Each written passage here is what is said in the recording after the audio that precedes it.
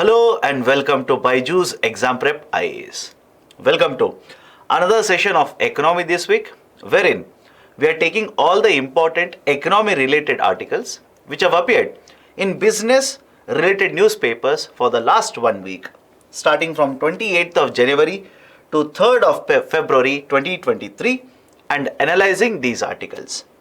Now, before starting the session, here is a very important point.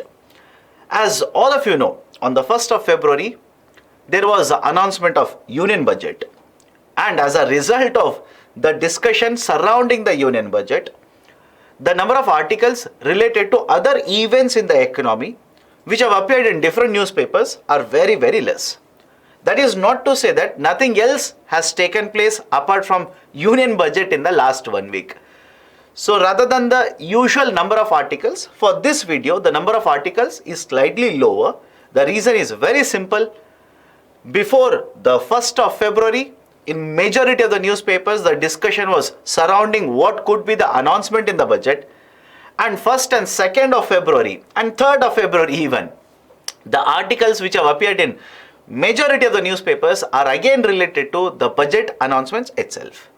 So with this caveat, let me start the discussion. The first very important article, which I'm pretty sure all of you have heard, is the Adani group of companies scrapping follow-on public offering, FPO.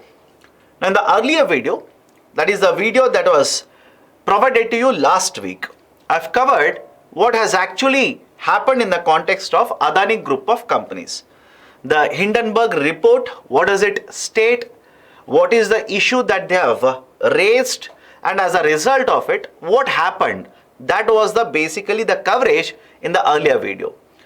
Now in the second part of the never-ending saga related to Adani group of companies, let's have a look at what has been the article here. On the 1st of February, when the market was basically looking at the budget announcement and reacting to the announcements in the budget, on that day in the evening, late evening or in the night, the Adani group of companies announced that the FPO that they have conducted, or they have basically started the process of, will be withdrawn. Now first and foremost, what is an FPO? Follow-on public offering. Under the follow-on public offering, a company which is listed in the market, I'll come to this, just give me a second. A company which is already listed in the market, a listed company, will again issue shares in the market to the public. Now what is this idea of a listed company? Let's say a company has been started, right, named company X. Now this company as of now is owned by certain number of promoters, or let's say certain number of people. Now this company X, the shares of this company will be sold for the first time in the market to the public. This is very, very important. What do you mean by public? You can purchase the shares of the company X. I can purchase the shares of the company X. We can sell or trade the shares of the company X. So whenever a company which was until now owned by limited number of, let's say, promoters, makes available the shares of the company to the public in the market, that is called as initial public offering, IPO, initial public offering.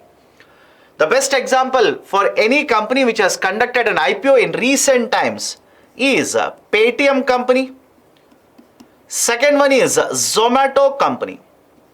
These two companies in the last couple of years itself have gone for initial public offering. Now that is the point number one. Next, a company which has already conducted an IPO by default is referred to as a listed company. Listed company simply means the name of the company is there in the stock market. The shares of the company are available in the stock market. It could be Bombay Stock Exchange, could be National Stock Exchange, and the shares can be traded in the stock market. For example, Adani's shares, that is Adani group of companies shares, are listed in the National Stock Exchange. These can be traded. Now I'll come back to this. Please have certain patience here. Now second point, a listed company, imagine in the future, again wants to raise capital. For what purposes? For repayment of the debt, for investment in a new business, etc. In that context, the same company can go for a follow-on public offering, FPO, follow-on public offering. Now, in the context of follow-on public offering, there could be two situations. One, the company is issuing new shares in the market. Remember this. It is issuing new shares in the market.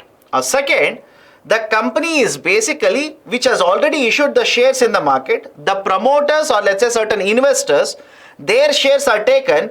Again, these are resold in the market to the public. Now, what is the importance of these two types here? Understand this very carefully. Whenever the company is issuing new shares in the market, it will lead to increase in the number of shares of the company.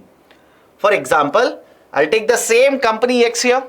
Imagine earlier it has issued 1 lakh shares and the same company now issues, let's say 50,000 more shares, which takes the total number of shares of this company in the market to 1,50,000 or 1.5 lakh shares. But on the other hand, a company which has already issued 1 lakh shares, imagine the promoters of the company own, let's say 50,000 of these shares. These 50,000 shares are resold in the market under FPO, which means number of shares still remains the same, that is 1 lakh only. Now some of you might be thinking, sir, agreed, but why are you explaining it? Reason is simple. Whenever this first methodology is used, number of shares increases and earnings per share, EPS, earnings per share will automatically go down because the number of shares have increased. But on the other hand, if the second methodology is used, the number of shares doesn't change, earning per share doesn't change because the denominator does not change here. This is the third very important point. Now come to the fourth point. What has actually happened here?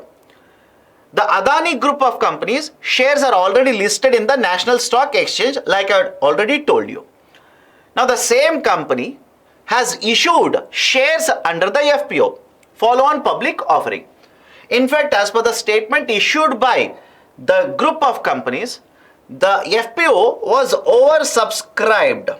Oversubscribed means, imagine, right, a particular company is issuing, let's say 1 lakh shares, but the demand for the shares, the subscription for the shares is, let's say 2 lakh shares. That is, in simple terms, company is willing to sell 1 lakh, but the demand for the shares is 2 lakh. Then we'll simply say there is an oversubscription. 100% oversubscription has been observed here. Right? So there is oversubscription of the shares which were proposed to be sold under the FPO. But even then, the Adani group of companies announced that they will basically withdraw the FPO and repay the money to the investors. Now, what is the reason? Let's try and understand this. On the 1st of February, the turmoil, that is the decline in the prices of the Adani Enterprises shares continued to happen. For example, the Adani Enterprises share on the 1st of February itself took a hit and declined by 28%. Not a very small number, very, very large number in fact. Declined by 28%.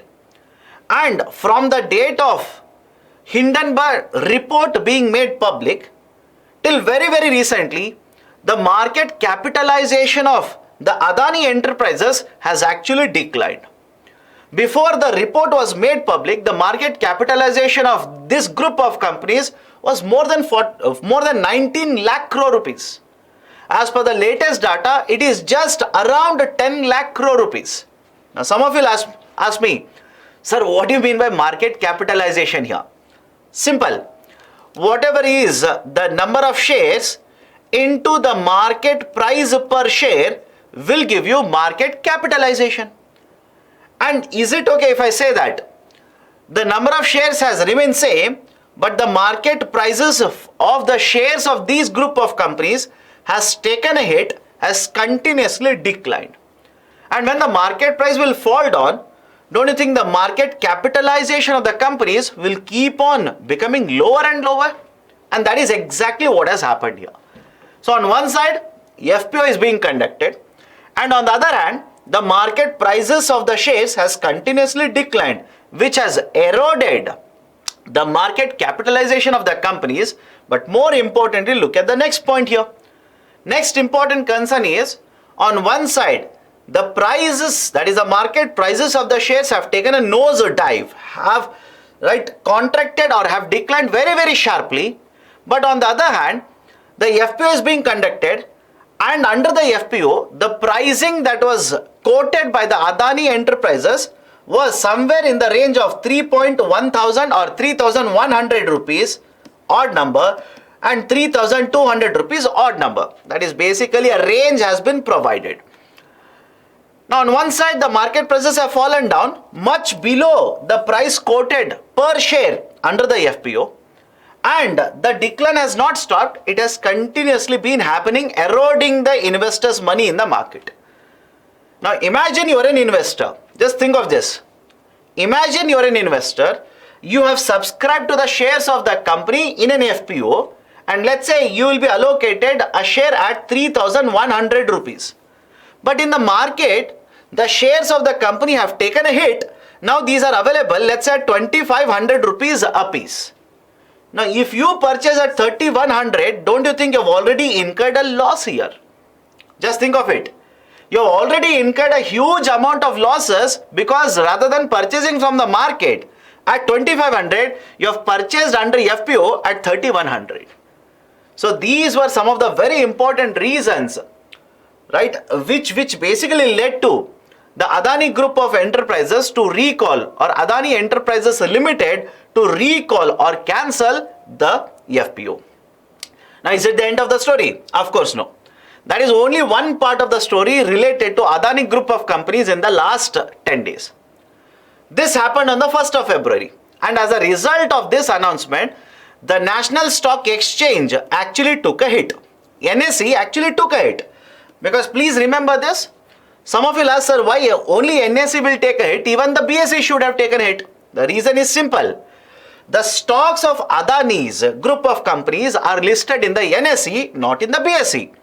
That's the reason on the 1st of February, BSE gained, because the stocks were not there in the BSE, but NSE took a hit. But having said so, even in the BSE, there was one cause of concern. The State Bank of India's stocks also took a hit in the BSE. Reason is, State Bank of India has certain amount of exposure. It has given loans to this group. And when there is a concern regarding the functioning of the group, regarding the activities done by the group, obviously the lenders who have taken an exposure will also take a hit. That is the reason the shares of SB on the 1st of February took a hit in the stock market, that is BSE. Point number 2. Point number 3. Looking at all of this, Reserve Bank of India has written a letter to the banking sector. The private sector bank and public sector bank, which have exposure to the Adani Group of companies, the Reserve Bank of India, being the regulator of the banking sector, has written a letter asking for explanation. Explanation in the sense, what is your exposure to this company? Please tell us, give me information related to this. Third point. Fourth, very, very important point. Some of the bankers in the market, specifically foreign private sector lenders, have stopped giving loans on the bonds or the papers which are issued by Adani Group of companies. What do you mean by this? Imagine a company is there. Company has issued certain types of securities in the market. You have purchased these securities. Now you can keep those as securities or collateral with a lender in the market and take a loan. And generally understand this, margin is there. Margin in the sense, let's say the price of the security, value of the security is 100 rupee. The banks will never give you 100 rupee loan. They will hold a margin of 30% and give you 70% value of the bond in the form of a loan. The first institute that basically reduced the value or the amount of loans that were given on the papers issued by Adani Group of companies was Credit Suisse, which until then provided a value of 70% of the papers issued by the Adani group of companies in the form of loan. But on that day, it reduced it from 70% to 0%. Meaning what? You have given the bond as a collateral, taken let's say 100 rupee value of the bond, you have taken 70 rupees as a loan from the bank. Now they are saying the collateral that you have kept has a value of 0 rupees. I will not be giving any value to you or any loan to you. Please submit more margin. Please give me another collateral. Now if you say, sir, I don't have any collateral, what to do then? Remember this.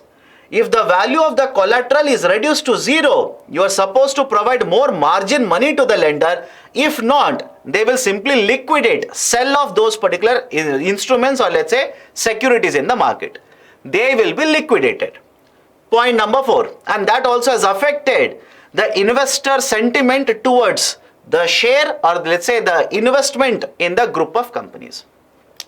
Next, followed by Credit Suisse, there were multiple international financial banking sector, let's say institutions, which have also followed the same thing.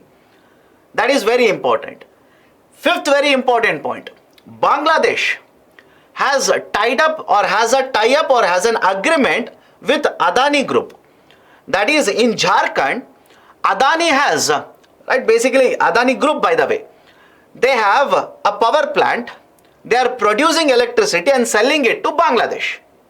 And in 2017, a 25-year agreement was signed between the Adani as well as Bangladesh government.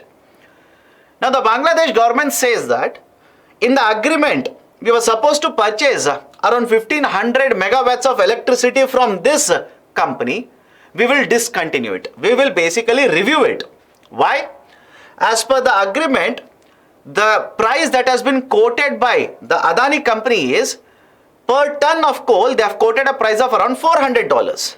Now this, that is, the Bangladesh government says that is too much, very high. It should be less than $250. So we will review it. So have a look at this. These are all the important articles related to one company or one group of enterprises in the last 1 week. Now, based on the discussion I've had so far, one MCQ. Consider the following regarding FPO. FPO can be done by unlisted companies without going for an IPO. No. A company which is unlisted first has to go to an IPO, then it will go for FPO. When a company conducts FPO, the number of shares in the company or in the market will always increase. Underline the term always, not necessarily. Like I've told you, it could be dilutive or it could be non-dilutive. Dilutive in the sense, new shares are issued, number of shares will increase. Non-dilutive means, whatever existing shares are there, let's say of promoters, these will be resold to the public again. Right? Which means new shares are not issued, existing shares of the promoters are being sold. So both the statements are wrong. Right option for the question will be option D, neither 1 nor 2. Second important article, the crisis that is taking place in the country, neighboring country of India, Pakistan. Very recently, there has been a lot of discussion related to what is the status, economic stability in two of our neighbors. One, Sri Lanka, and the second one is Pakistan. Now, what is the issue that has been taking place in the Pakistan economy? Why?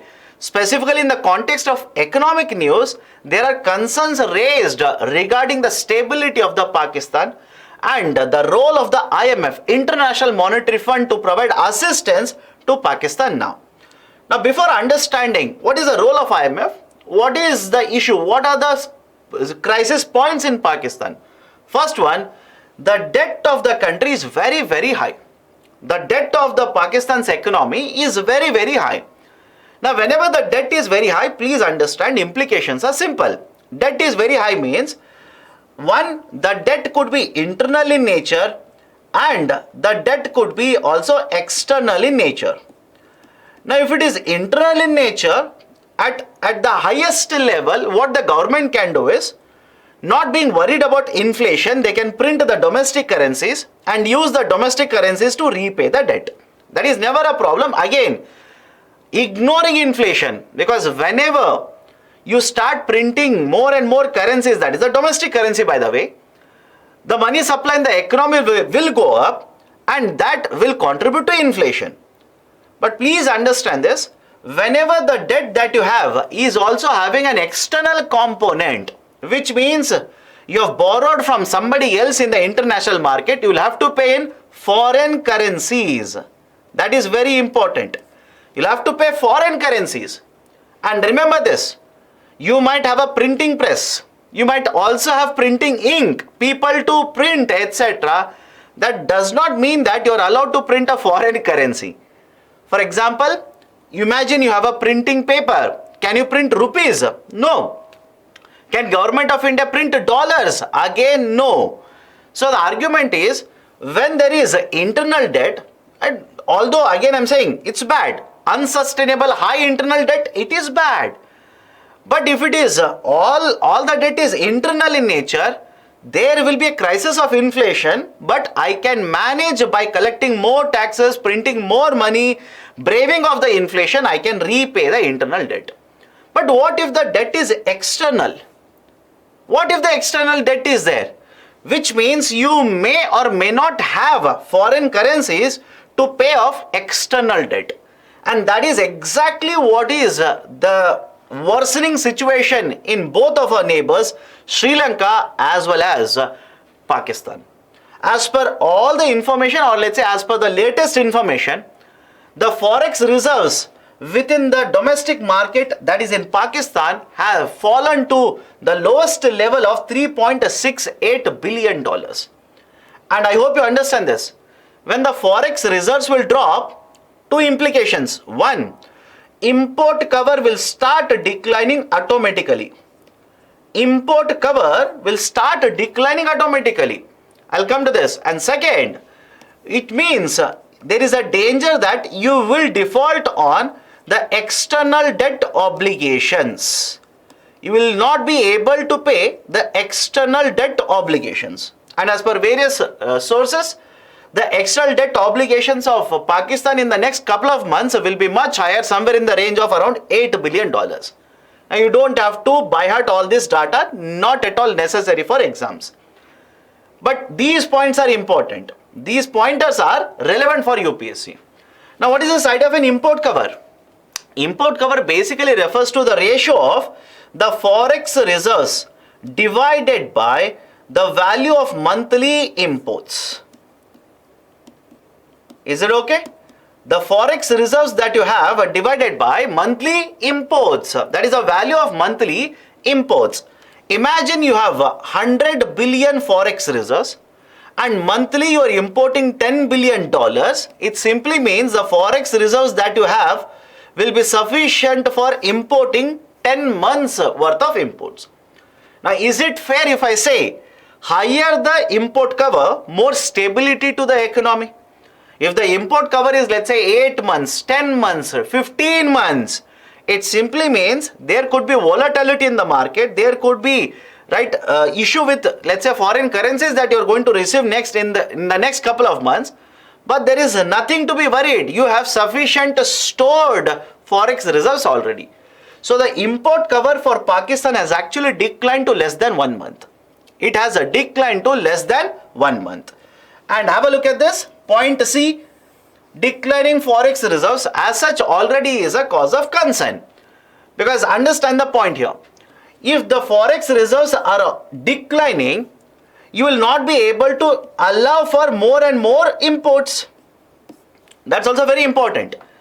Pakistan as an economy is severely dependent on imports.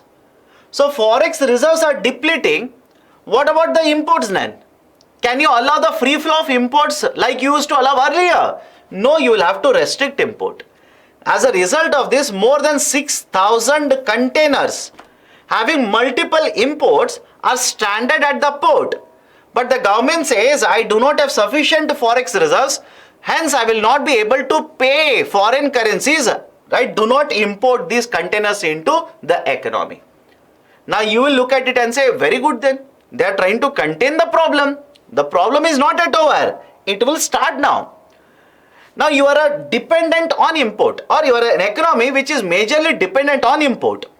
You do not have sufficient forex reserves, so you will not allow the imports to come. A simple question to you. If you do not allow the imports to come, what do you think will happen to inflation in the domestic market? Point E. What do you think will happen to inflation in the domestic market? Right, that is one. And second, you are importing a lot of raw materials. Now you will not import these raw materials because you don't have sufficient forex reserves. Tell me, what do you think will happen to the production done in the country? Don't you think the production would be affected because raw material is not imported? If production is affected, becomes lower, what do you think will happen to unemployment situation? And that is exactly what has happened in the economy of Pakistan. The unemployment rate in Pakistan is actually going upwards. One of the sector is a textile sector. Because they are dependent on import of lot of these components in the textile sector, many of the companies, not just textile sector, even automobile sector, they have either reduced their production or stopped the production altogether. Now either you reduce or stop the production, don't you think the number of employees will be lowered now? That has actually led to increased unemployment. Now why it will cause inflation? Simple. Imagine you are importing lot of poultry feed. You need to supply the poultry feed, right? That is import, supply and produce, let's say egg, meat, etc. and sell it in the market. Now imports are, right, poultry feed is imported. It is not allowed because sufficient forex reserves are not there. So the supply of poultry feed will automatically fall down. Now what do you think will happen to supply of meat? It will come down. If the meat supply comes down, demand remains at an elevated level, what will happen to the inflationary trend in the market? Inflation will start moving upwards. So one of the issues that the Pakistan economy is facing is actually very high rate of inflation. The rate of inflation is one of the highest in the last 40 plus years, more than 27%. More than, mind you, 27%. Very, very high rate of inflation.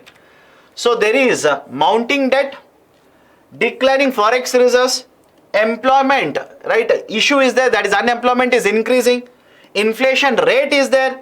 It's all of this is also affecting the rupee value. Again, when I say rupee here, please understand this is Pakistani rupee, not Indian rupee. Pakistani rupee. In the month of January, on a single day, the Pakistani rupee depreciated by around 10%. Around 10%. That's a very, very high rate of depreciation within one day. And because the rupee is depreciating here, imports, anything that is done, it is automatically becoming very, very costly.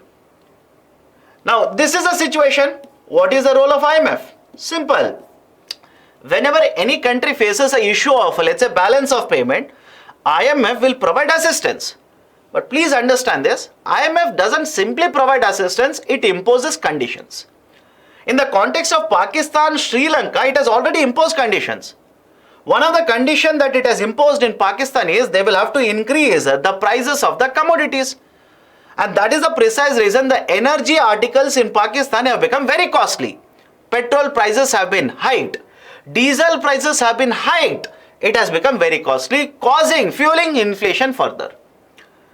But apart from this, IMF, one of the other conditions that the IMF has imposed is all the political parties will have to agree to the resolution. Resolution in the sense, whatever plan is there, all the political parties will have to be in agreement here. There should be consensus amongst all the political parties. And some of you might be thinking, sir, I do agree this is related to Pakistan, but why is IMF interfering in the politics of Pakistan? Reason is simple. It's not the first time that IMF is discussing providing assistance to Pakistan. It's not the first time. Even when Mr. Imran Khan was the Prime Minister of Pakistan, there was a negotiation held between IMF and Pakistan. One of the conditions that IMF laid out was the government then, which was headed by Mr. Imran Khan, they will have to draw back the amount of subsidies that they will give. Initially they agreed, but later they backed out of this deal. So the argument of IMF is, We are willing to provide the assistance. But there is so much of political turmoil in the country. One government will suddenly change. No prime minister in the last couple of decades has completed 5-year tenure. So in that case, I want that all the political parties will be on the same page when we try to negotiate giving a deal to Pakistan. So these are some of the very, very important points regarding the crisis that is taking place in our neighboring country, that's Pakistan. Okay, now let me go to the next article. This has grabbed headlines. Come to India now. This has grabbed headlines very recently because of the announcement in the budget. Now what is this idea? There is this concept of angel tax that was introduced by the UPA government, at UPA 2 government, by specifically Finance Minister Mr. Pranab Mukherjee back in the year 2012. And this was introduced after amending Income Tax Act of 1961, Section 56. Section 56.2 or Section 56 subsection 2 of Income Tax Act consists of provision which is very famously referred to as angel tax. Now what is this concept of an angel tax? Let me explain this. Follow this very carefully. Imagine here is a company, Startup X. The startup by nature requires a lot of funding, and in the market there are certain types of investors who are referred to as angel investors. Angel investors are generally those types of investors who believe in the performance or let's say capability of a startup and provide a lot of financial assistance in the initial days of the startup. And because one startup requires a lot of funding assistance and they provide it, these are like angels for the startups, hence these are referred to as angel investors. Now many of you might be thinking, sir, what is the objective? Why are they investing? Simple. Angel investors, one, believe in the capacity of a startup. Second, they are not doing a charity. In return, they will get certain amount of ownership, or they might get a position on the board of the company, etc. That is the precise reason why investors actually invest in a startup. Agreed? Now next point. Whenever angel investors will invest in a startup, let's say will provide certain number of shares to the angel investors. And this is where the technicality will enter now. The argument of the government is that, let's say the market value, rather than using the term market value, the technical term is fair market value per share is let's say 10 rupee. The market value of the share which is being given by the startup to the angel investor, let's say is 10 rupee. But angel investor, rather than paying 10 rupees to this share, will pay, let's say, 15 rupees. I hope you understand this. Rather than paying 10 rupees, the angel investor will pay 15 rupees. In simple terms, more than what is the fair market value or premium to fair market value. The government says the difference between the fair market value and the premium price paid. And again, by default, when I say premium, it simply means the price that is paid by the angel investor is greater than the fair market value. The premium price that has been paid, that is additional 5 rupees, this will be counted as income source for the startup. I repeat, that additional amount that is more than the fair market value, whenever it is raising more than the fair market value, that additional amount will be counted as income from other sources for the startup and taxed accordingly. Right? How much taxation? 20% and above. Right? And because this is because this is imposed on investments done by the angel investor, this tax is very famously referred to as angel tax. Now, what is the concept here? Why does government do this? What is the fair market value? Who decides it? Fair market value is decided by government tax officials. Simple. There is a list of the parameters. Based on the list of the parameters, the valuation of the company is done by the tax authorities, and they will simply say, if you issue a share, the fair market value is this much. And if the angel investor has paid more than the fair market value, then the additional amount over and above the fair market value will be counted as income from other sources, and you will have to pay income tax or angel tax to the tax department. That is the concept. Now why does the government do this? Why is the government doing it? Simple reason for that also. Government says the angel investor that you are referring to here might be laundering the money. There could be, let's say, lot of black money. They could be laundering this particular black money by investing in a startup, and rather than paying the fair market value, they will give a huge amount of money, thereby converting this black money into white money in the system. So fearing money laundering activities to be used by the investors, by investing more amount than required in the startups, government introduced the concept of angel tax.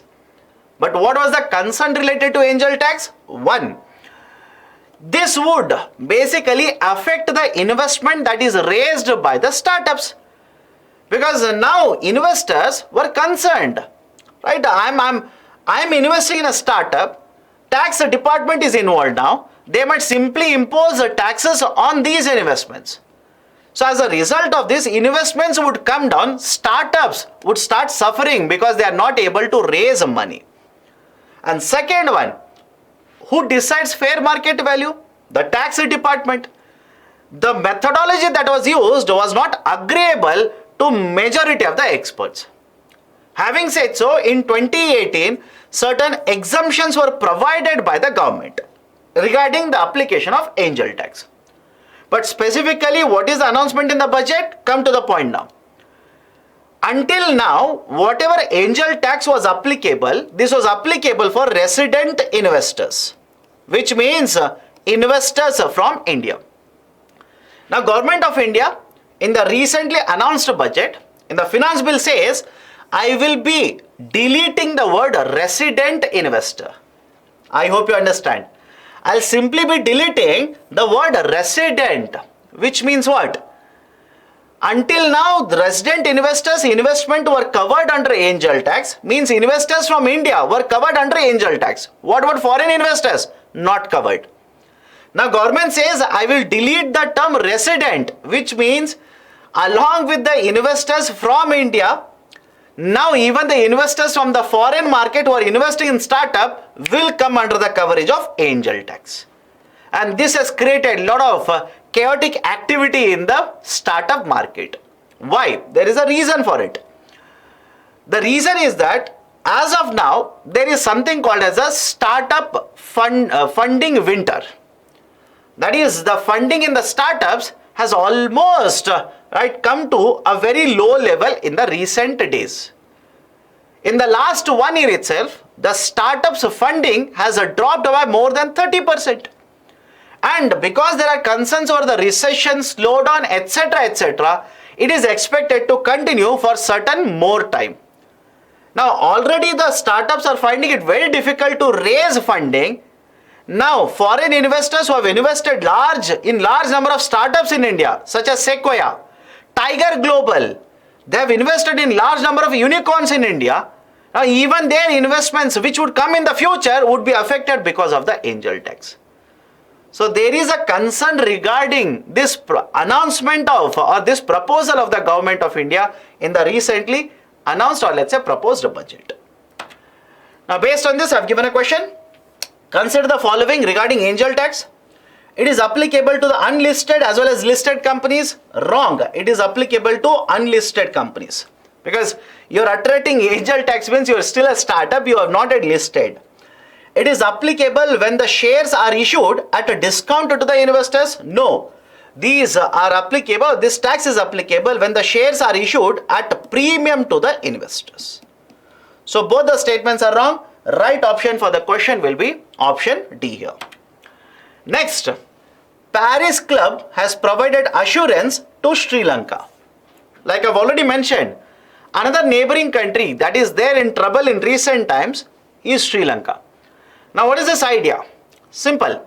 Sri Lanka in the last couple of years has come under a lot of economic stress. There is a lot of instability in the economy, and as usual, IMF wants to provide assistance to Sri Lanka. But whenever IMF will provide this kind of assistance, it says, right, can you get assurances from some other creditors in the market? Can anybody else assure that, right, they will provide certain assurance to the loans that I'm giving to you? Very recently, India has provided assurances in the context of IMF giving loan to Sri Lanka. China is yet to provide it. But in addition to this, now Paris Club has provided assurance to IMF on the loans that they will give to Sri Lanka. Now for UPSC, the question that can be asked is concept of Paris Club. Paris Club is a grouping of 22 members, and most of these members are from the Western economies. Best example is USA and UK, and most of these members are a part of OECD. Right? Basically in the Paris Club, 22 member countries are there. These are part of OECD grouping. Now let me ask you a very simple question. What is the number of countries in the OECD grouping? I'll repeat the question.